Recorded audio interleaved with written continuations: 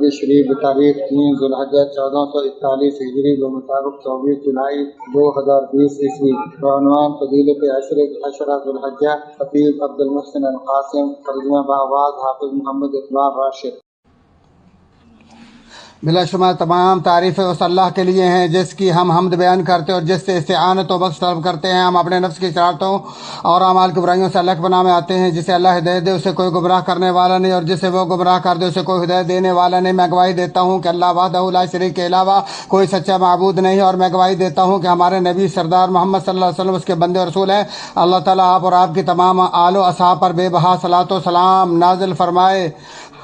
حمد و ثنا کے بعد اے اللہ کے بندو، اللہ تعالیٰ سے کما حقو ڈرو اور جلوت و خلوت میں اسی کی نگرانی کو ذہن نشین رکھو۔ اے مسلمانوں، اللہ تعالیٰ جسے چاہتا ہے اپنی مخلوق سے منتخب کرتا ہے، جیسا کہ فرمایا تیرا رب جو چاہتا ہے پیدا کرتا اور جسے چاہتا ہے چلیتا ہے۔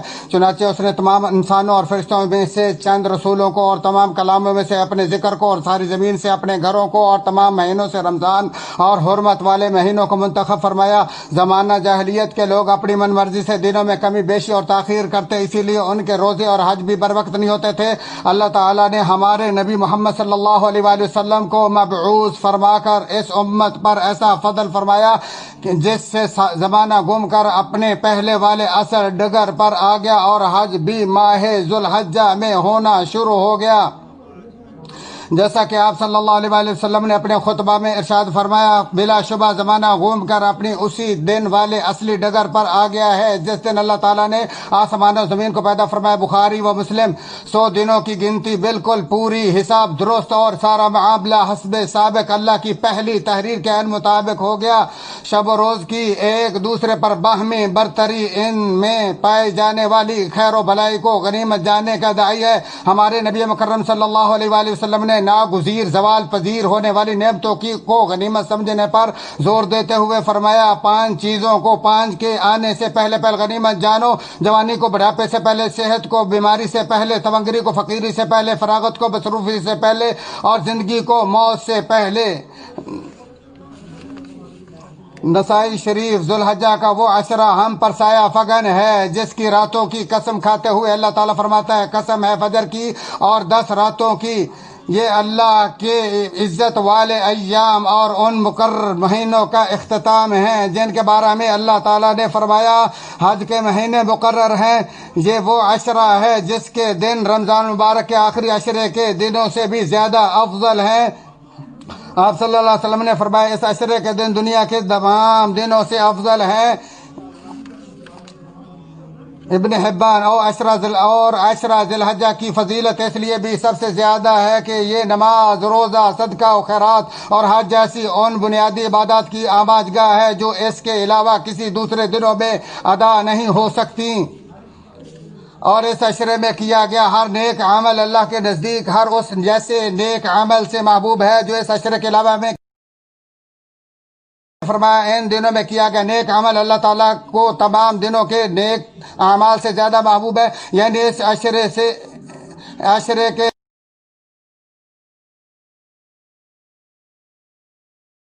فرمایا، جہاد فی سبیل اللہ بھی ان دنوں کے عمل کا مقابلہ نہیں کر سکتا، البتہ وہ مجاہد جو اپنے مال و جان کے ساتھ نکلا اور ان میں سے کوئی چیز بھی واپس نہ آئی۔ اسے ابو داؤد نے روایت کیا اور اس کا اصل بخاری میں ہے۔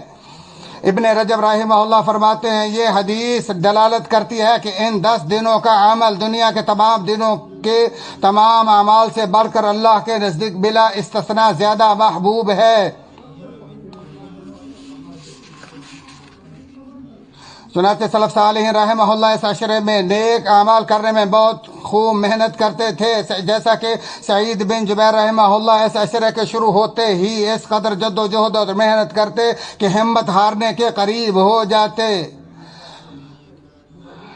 اللہ تعالیٰ کے فضل و کرم سے اس عشرے میں قسم قسم کے کئی نیک اعمال ہیں، اور جو اعمال اس عشرے میں مشروع ہیں ان میں سے ایک بکثرت اللہ کا ذکر ہے، جیسا کہ اللہ سبحانہ و تعالیٰ نے فرمایا، اور ان مقررہ دنوں میں اللہ کا نام یاد کرو۔ ابن عباس رضی اللہ عنہما فرماتے ہیں، اس سے یہی 10 دن مراد ہیں، اور ان میں اللہ تعالیٰ کا ذکر سب سے افضل نیکی ہے، جیسا کہ نبی مکرم صلی اللہ علیہ وسلم نے فرمایا، کوئی دن ایسے نہیں ہیں جن دن میں عمل کرنا اللہ کے نزدیک ان 10 دنوں سے زیادہ عظیم یا محبوب ہو، سو تم ان دنوں میں لا الہ الا اللہ، اللہ اکبر، الحمدللہ بکثرت پڑھو۔ اسے احمد نے روایت کیا۔ نووی رحمہ اللہ فرماتے ہیں اس عشرے میں اعمال سے زیادہ مستحب اور یوم عرفہ میں باقی عشرے سے بھی زیادہ مستحب ہے، اور سب سے افضل ذکر تلاوت قرآن مجید ہے جو کہ ہدایت اور نور مبین ہے، جبکہ ہمہ وقت مطلق تکبیرات پڑھنا عشرہ ذو الحجہ کا امتیازی شعار ہے۔ ابن عمر اور ابو ہریرہ رضی اللہ عنہم ذو الحجہ کے 10 ایام میں منڈی اور بازار کی طرف نکلتے اور تکبیرات پڑھتے، اور ان کی وجہ سے تمام لوگ بھی تکبیریں پڑھتے تھے، جبکہ حجاج اور غیر حجاج کے لیے یوم عرفہ نماز فجر سے تمام فرض نمازوں کے بعد مقید تکبیرات شروع ہو جاتی ہیں۔ شیخ الاسلام رحمہ اللہ فرماتے ہیں تکبیرات کے بارے میں سب سے صحیح قول جس پر جمہور سلف صالحین، فقہاء، صحابہ اور ائمہ کا اتفاق ہے وہ یوم عرفہ نماز فجر سے ایام تشریق کے آخر تک ہر نماز کے بعد تکبیرات کا پڑھنا ہے، اور جو اعمال اس عشر میں مستحب ہیں ان میں سے پہلا عمل اس کے پہلے 9 دنوں میں روزے رکھنا ہے، اور نووی رحمہ اللہ فرماتے ہیں یہ روزے شدید مستحب ہے۔ دوسرا عمل صدقہ کرنا جو ایک ایسا نیک عمل ہے جس سے مصائب دور اور غم غلط ہو جاتے ہیں، اور محتاجی کے وقت زمانے کی افضل ترین اور انتہائی شاندار پونجی ہے۔ توبہ کا دین میں بہت بڑا رتبہ، اور یہ کامیابی، کامرانی اور سعادت مندی کا باعث ہے، اور اللہ تعالیٰ نے تمام گناہوں سے توبہ کرنا پوری امت پر فرض کر دیا۔ جس نے اللہ کے لیے بیوی اور بچے کا جھوٹا دعویٰ کیا اسے فرمایا یہ لوگ کیوں اللہ تعالیٰ کی طرف نہیں جھکتے اور کیوں استغفار نہیں کرتے، اور مومنوں سے فرمایا اے مومنوں تم سب کے سب اللہ کی طرف توبہ کرو تاکہ کامیاب ہو جاؤ، اور نبی اکرم صلی اللہ علیہ وسلم دن میں 100 بار اللہ سے توبہ کرتے، جیسا کہ نبی اکرم صلی اللہ علیہ وسلم فرمایا اے لوگو اللہ تعالیٰ سے توبہ کرو کیونکہ میں اللہ تعالیٰ سے ایک دن میں 100 بار توبہ کرتا ہوں، بخاری مسلم۔ اور پھر ہمیں تو توبہ کی اور بھی زیادہ ضرورت ہے، بندے کا سب سے افضل دن بھی وہی ہے جس میں اس کی توبہ قبول ہوتی ہے، جیسا کہ نبی مکرم صلی اللہ علیہ وسلم نے کعب بن مالک سے فرمایا جب سے تیری ماں نے تجھے جنا ہے تب سے اپنی زندگی کے افضل ترین دن کی بدولت خوش ہو جاؤ، بخاری مسلم۔ اور اس توبہ کرنے والے کے بھی کیا کہنے جو اللہ کے ان پسندیدہ دنوں میں توبہ کرتا ہے، اور جس نے سچی توبہ کر لی اللہ تعالیٰ اس کے گناہوں کو نیکیوں میں تبدیل کر دیتا ہے اور اس کے درجات بلند ہو جاتے ہیں۔ اور عشرہ ذی الحجہ میں بیت اللہ شریف کا حج اسلام کا ایک رکن اور عظیم بنیاد ہے۔ ارشاد باری تعالیٰ اللہ تعالیٰ نے ان لوگوں پر جو اس کی طرف راہ پا سکتے ہوں اس گھر کا حج فرض کر دیا ہے۔ شرعی عذر کی وجہ سے حج نہ کر سکنے والے لوگ حجاج کرام اس عشرے میں یوم عرفہ ہے جس کا ایک روزہ ماضی اور آئندہ سال کے گناہوں کا کفارہ ہے، اور کوئی دن ایسا نہیں جس دن یوم عرفہ سے زیادہ اللہ تعالیٰ لوگوں کو جہنم سے آزاد کرتا ہو، مسلم شریف۔ اور اسی عشرے میں یوم النحر جو قربانی کے تمام دنوں سے افضل، اظہر اور سب سے بڑے اجتماع کا دن اور یوم حج اکبر ہے۔ ارشاد باری تعالیٰ اللہ اور اس کے رسول کی طرف سے لوگوں کو بڑے حج کے دن صاف اطلاع ہے، اور اللہ کے نزدیک تمام دنوں سے بڑھ کر عظمت والا دن یہی ہے، جیسا کہ نبی مکرم صلی اللہ علیہ وسلم نے فرمایا اللہ تعالیٰ کے نزدیک سب سے عظیم دن یوم النحر پھر یوم القر ہے، ابو داؤد۔ اور یہی مسلمانوں کی 2 عیدوں میں سے ایک عید اور ارکان اسلام میں سے ایک رکن کی ادائیگی پر فرحت و سرور کا دن ہے۔ کبھی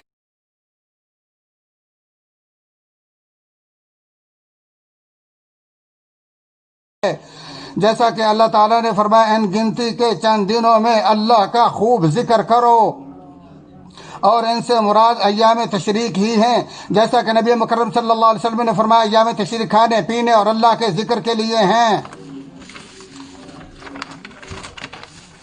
مسلم شریف۔ ابن حجر رحمہ اللہ فرماتے 10 دنوں کی فضیلت بلا شبہ ثابت ہے، اور جبکہ اسی سے ایام تشریق کی فضیلت بھی ثابت ہو جاتی ہے۔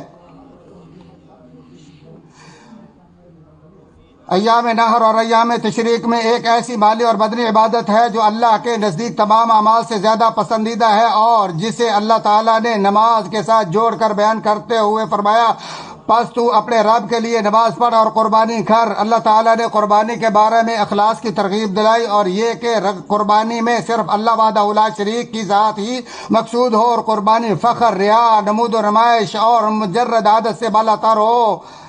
ارشاد باری تعالیٰ، اللہ تعالیٰ کو قربانیوں کا گوشت و خون نہیں پہنچتا بلکہ اسے تو تمہاری دل کی پرہیزگاری پہنچتی ہے۔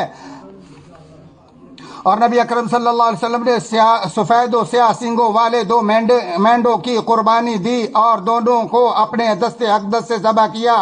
بخاری مسلم۔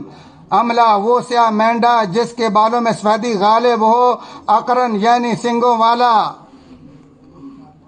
قربانی کرنے کے لیے آدمی کے قرض لینے میں کوئی حرج نہیں جبکہ وہ اللہ تعالیٰ سے بہتر بدلے کا امیدوار ہو۔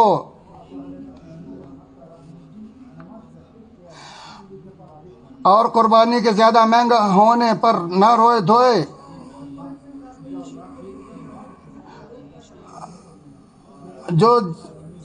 جس کا قربانی کرنے کا ارادہ ہو اس پر ان 10 ایام میں اپنے ناخن بالوں میں سے کوئی چیز بھی کاٹنا حرام ہے۔ نبی اکرم صلی اللہ علیہ وسلم نے فرمایا، جس کے پاس قربانی کا جانور ہو جسے وہ ذبح کرنا چاہتا ہے، سو جو ہی ذو الحجہ کا چاند طلوع ہو جائے تو وہ اپنے ناخن اور بالوں میں سے کسی بھی چیز کو قطعا نہ کاٹے یہاں تک کہ وہ قربانی کر لے۔ مسلم شریف۔ اس تمام تر تفصیلات کے بعد اے مسلمانوں، وہی شخص سعادت مند ہے جس نے گھڑیوں، دنوں اور مہینوں کے موسموں کو غنیمت سمجھا اور نیک وظائف سے اپنے مولا کا قرب حاصل کیا۔ پس ہو سکتا ہے کہ وہ ان بابرکت موجوں سے کسی موج کا شکار ہو کر ایسی سعادت حاصل کر لے جس سے وہ آگ اور اس کی پر حدت ہواؤں سے پر امن ہو جائے اور ایسی جنت کے حصول میں کامیاب ہو جائے جس کی چوڑائی آسمان و زمین کے برابر ہے۔ اعوذ باللہ من الشیطان الرجیم۔ اپنے رب کی بخشش اور ایسی جنت کی طرف جلدی کرو جس کی چوڑائی آسمان و زمین کے برابر ہے، جو ان لوگوں کے لیے تیار کی گئی ہے جو اللہ اور اس کے رسول پر ایمان لاتے ہیں۔ یہ اللہ کا فضل ہے، وہ جسے چاہتا ہے عطا کرتا ہے اور اللہ تعالیٰ بہت بڑے فضل والا ہے۔ اللہ تعالیٰ میرے اور آپ کے لیے قرآن عظیم کو بابرکت بنائے اور اس کی آیات و ذکر حکیم کو میرے اور آپ کے لیے نفع بخش بنا دے۔ اسی پر اکتفا کرتے ہوئے اپنے، تمہارے اور تمام مسلمانوں کے لیے اللہ سے بخشش مانگتا ہوں۔ آپ بھی اسی سے بخشش و معافی طلب کرو، وہی بخشنے والا مہربان ہے۔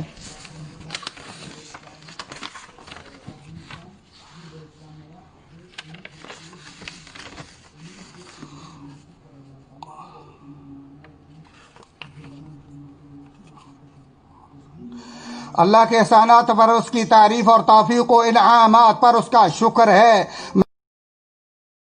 شریک کے علاوہ کوئی سچا معبود نہیں، وہی عظیم الشان ہے، اور میں گواہی دیتا ہوں کہ ہمارے نبی محمد صلی اللہ علیہ وسلم اس کے بندے اور رسول ہیں۔ اللہ تعالیٰ آپ اور آپ کی تمام آل و اصحاب پر بے بہا صلاۃ و سلام نازل فرمائے۔ اے مسلمانوں، دین اسلام ایک ایسا عظیم دین ہے جو حصول فوائد اور نقصانات کے دور کرنے پر استوار ہے اور اللہ کے حکیمانہ ارادے کے تحت ہی دنیا کے طول و عرض میں لوگ ایسی موذی مرض کا شکار ہوئے ہیں کہ جس کی مثال گزشتہ پوری تاریخ میں نہیں ملتی، اور جو کرہ ارضی پر اپنی چال، نادیدہ حال، انتشار اور لا علاج ہونے میں ایسی انوکھی ہے، جو کبھی تو بیماری سے خوب بچنے والے کو بھی دبوچ لیتی ہے اور کبھی اپنے شکار کو بھی بے امر اللہ چھوڑ دیتی ہے۔